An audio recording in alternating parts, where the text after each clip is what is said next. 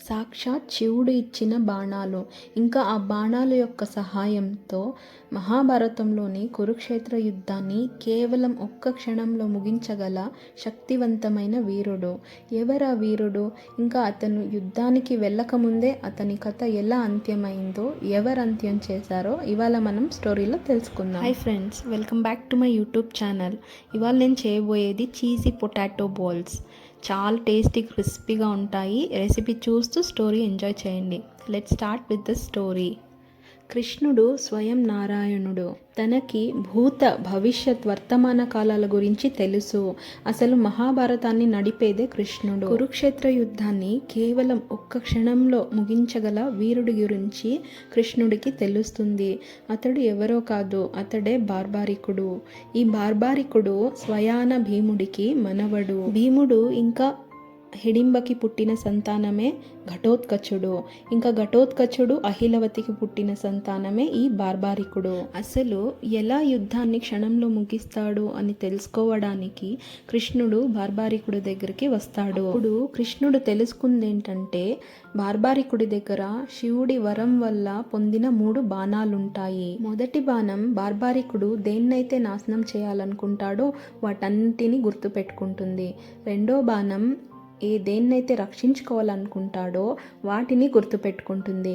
మూడో బాణం మొదటి బాణం గుర్తుపెట్టిన వాటినన్నీ నాశనం చేస్తుంది. అదెలాగో చూడాలని కృష్ణుడు తన పక్కన ఉన్న ఒక చెట్టు పైనున్న ఆకులన్నిటినీ 2గా చీల్చమని బార్బారికుడికి చెప్తాడు. అలా చెప్పిన తర్వాత ఒక ఆకుని తీసుకుని బార్బారికుడికి తెలియకుండా తన పాదాల కింద పెట్టుకుంటాడు. బార్బారికుడు బాణాలని వదులుతాడు. మొదటి బాణం ఆకులన్నిటినీ గుర్తుపెట్టుకుంటుంది. ఇంకా రెండో బాణానికి ఇక్కడ పని లేదు, ఎందుకంటే కృష్ణుడు ఆకులన్నిటినీ చీల్చమన్నాడు. మూడో బాణం మొదటి బాణం గుర్తుపెట్టుకున్న ఆకులన్నిటినీ 2గా చీల్చింది. చీల్చిన తర్వాత బాణం వచ్చి శ్రీకృష్ణుడి పాదాల చుట్టూ తిరుగుతుంది. అప్పుడు కృష్ణుడు, ఎందుకు బార్బారిక బాణం వచ్చి నా పాదాల చుట్టూ తిరుగుతుంది అని అడిగినప్పుడు బార్బారికుడు, నీ పాదాల కింద ఒక ఆకు ఉండిపోయింది అని చెప్తాడు. ఇది చూసిన కృష్ణుడు ఆశ్చర్యపోతాడు. నువ్వు ఎవరి వైపు యుద్ధం చేస్తావు అని అడిగినప్పుడు బార్బారికుడు, ఎవరి వైపు అయితే బలహీనంగా ఉంటారో నేను వారి వైపు యుద్ధం చేస్తాను అని చెప్తాడు. అంటే బార్బారికుడు పాండవుల వైపు యుద్ధం చేసేటప్పుడు కౌరవుల వైపు బలహీనం అవుతుంది. అప్పుడు తను కౌరవుల వైపు యుద్ధం చేస్తాడు.